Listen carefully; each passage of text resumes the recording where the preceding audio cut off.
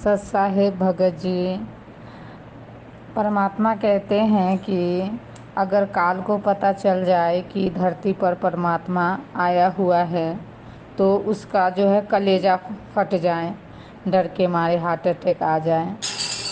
तो हम लोग को तो पता है कि परमात्मा है, परमात्मा आए हुए हैं, परमात्मा है। तो हमारे अंदर भी तो मन काल रूप में रहता है, सूक्ष्म रूप में रहता है, हमें भक्ति में परेशानी करता है, चाहे कुछ भी करता है। तो वो काल को पता नहीं है हमारे अंदर है, उसको पता नहीं है कि परमात्मा आया है। जैसे हमें विश्वास हो गया पूरा कि परमात्मा है, तो उसे भी तो पर पता चल गया होगा कि परमात्मा है। क्या उसे हमारे द्वारा नहीं पता चला होगा कि परमात्मा धरती पर आया हो?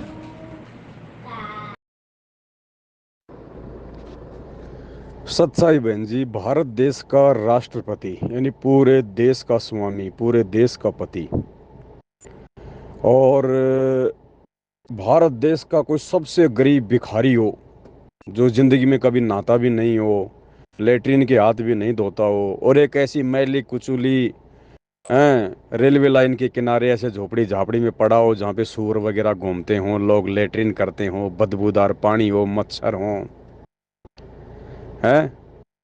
और भारत का राष्ट्रपति कोई ये कहे कि भाई भारत का राष्ट्रपति जो है इस भिखारी के पास में रहता है, यहीं सोता है, यहीं खाता है, और ये भिखारी जो है ना यही भारत का राष्ट्रपति है। लोग समझ नहीं पा रहे। ये भिखारी भारत का राष्ट्रपति है, और ये जो भिखारी है ना ये डबल रोल कर रहा है। ये एक रोल में तो भारत का राष्ट्रपति बना हुआ है और दूसरे रोल में ये भिखारी भी बना हुआ है। बहन जी, आपकी इस बात को आपके आसपास वाले, आपके गांव वाले, आपके शहर वाले, पढ़े लिखे या अनपढ़ लोग, कितने लोग इस बात पर विश्वास करेंगे? आप बताइए, कितने लोग विश्वास करेंगे इस बात पर? आप कहोगे भाई मेरी इस बात पर तो एक भी आदमी यकीन नहीं करेगा। पहली बात तो मुझे मूर्ख कहेंगे कि राष्ट्रपति तो एक इंसान है, वो डबल रोल कैसे कर सकता है। दूसरी बात, राष्ट्रपति है, उसके पास तो किसी चीज़ की सुख सुविधा की कमी है ही नहीं, वो तो जहां उंगली रख दे वो ही उसकी हो जाए। फिर उसको क्या जरूरत पड़ी यहाँ पे भिखारी बन के रहने की? तो यकीन नहीं करेगा कोई भी आपकी बात पे। तो ये स्थिति बहन जी इस पृथ्वी लोक को लेकर, 21 ब्रह्मांड को लेकर परमात्मा की है। काल को अच्छे से पता है, क्योंकि याददाश्त आप और हमारी चली गई, भूल आप और हमारी आत्मा पे पड़ी हुई है, अज्ञान का पर्दा आप और हमारी आत्मा पे पड़ा हुआ है। लेकिन काल और दुर्गा, इस 21 ब्रह्मांड में दो ऐसे प्राणी हैं जिनको आज भी सतलोक का पता है, जिनकी याददाश्त वैसी की वैसी ही है। ये परमात्मा को जानते हैं, पहचानते हैं, सब कुछ है। अब इनको कोई अगर इस बात के विषय में कहे, क्योंकि मन जो है इसका एजेंट है, और एजेंट उसको ये बात कहे तो उस काल को भी यकीन नहीं होगा इस बात का, क्योंकि उसको पता है कि सतलोक क्या है और 21 ब्रह्मांड क्या है। सतलोक की तुलना में 21 ब्रह्मांड वैसा ही है जैसा राष्ट्रपति के राष्ट्र भवन के सामने वो भिखारी की झोपड़ी, और राष्ट्रपति की तुलना में जैसे वो भिखारी है, वैसे ही काल को पता है कि परमात्मा कबीर साहब की तुलना में यहाँ के कोई साधु संत महात्मा है। तो वो खाली उसको इतना आभास होता है कि जरूर या तो परमात्मा ने किसी को भेजा होगा, या तो वो होगा, या फिर ज्यादा से ज्यादा परमात्मा यहाँ आकर जिसको ज्ञान देते हैं तो परमात्मा का ज्ञान सुनकर थोड़ा बहुत कोई ज्ञान प्रचार कर रहा होगा, और वो मेरा कुछ बिगाड़ नहीं पाएगा। उसको पूरा यकीन है कि भगवान तो इस गंदे लोक में आ ही नहीं सकता, राष्ट्रपति तो भिखारी की झोपड़ी में सो ही नहीं सकता। तो उसको पक्का यकीन है काल को, और ऐसा ही खेल खेलता है बहन जी, परमात्मा असंभव कार्य करता है।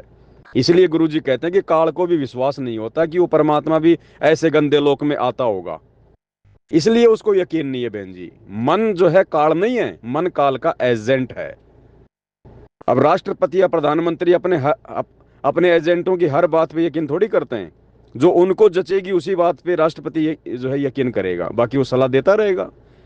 तो मन अगर उसको बता भी देगा तो वो यकीन नहीं करेगा काल इस बात के ऊपर, कभी सौपन में भी यकीन नहीं करेगा। और दूसरी बात बहन जी, काल तो बहुत दूर की बात है। यहाँ खुद संत रामपाल जी के 90% भगत जो सतलोक आश्रमों से जुड़े हुए हैं, 27 साल से संत रामपाल जी चिल्ला चिल्ला के ज्ञान दे रहे हैं, खुद कह रहे हैं कि मैं भगवान हूँ, मैं परमात्मा हूँ, मैं भगवान हूँ, मैं परमात्मा हूँ। जब उनके खुद के भगत ही यकीन नहीं कर रहे कि ये संत रामपाल जी ही कबीर जी है, और संत रामपाल जी के रहते सहते वो दाढ़ी मूंछ वाले कागज के टुकड़े वाले कबीर जी की फोटो को भगवान मान के पूज रहे हैं, तो बताओ बहन जी, काल तो लाखों लाखों करोड़ों किलोमीटर दूर बैठा है परमात्मा से, उसको कैसे यकीन हो जाएगा कि संत रामपाल जी परमात्मा है? ये तो यकीन उनको होगा जिनको संत रामपाल जी यकीन करवाना चाहेंगे। गोता मारूं सुरग में, जा बैठूं पाताल, गरीब दास ढूंढता फिरूं अपने हीरे मोती लाल। तो ये साध संगति से जुड़े हुए आप और हम सतसेवक भाई बहनों का परम सौभाग्य है, जो परमेश्वर जी ने हमारे को अपनी पहचान करवाई, और हमें यकीन हो गया है कि हमारे गुरुदेव स्वयं ही परमात्मा है, स्वयं ही कबीर जी हैं। बहन जी, खेल ऐसा है ये। परमात्मा कहते हैं तत्व भेद कोई न्यारा, रे साधु भाई तत्व भेद कोई न्यारा, समझेगा कोई गुरु मुख प्यारा। एक तो होता है तत्व ज्ञान, और एक होता है तत्व भेद। तत्व ज्ञान तो वो है जो गुरुजी ने दे दिया, और तत्व भेद वो है जो गुरुजी के सत्संगों का निष्कर्ष है। तो उसको कोई बिरले ही समझ पाएंगे, कोई बिरले ही जानकर अपने गुरु को भगवान मान पाएंगे। तो बहन जी, ये इस तरह का खेल है, ये परमात्मा की दया है जो हमें समझ में आ रहा है। अन्यथा बहन जी, आप किसी पढ़े लिखे आदमी को, किसी मुख्यमंत्री को, राष्ट्रपति को, इनको तो अपन बहुत अच्छा शिक्षित मानते हैं। आप गांव के सरपंच को जाके कह दो कि हमारे गुरुजी भगवान है, नाम दीक्षा ले लो, आपको कहेगा मूर्ख आदमी, कहाँ से पैदा हो गया तू, इंसान कभी भगवान हो सकता है क्या? तो काल को कहाँ से यकीन हो जाएगा बहन जी?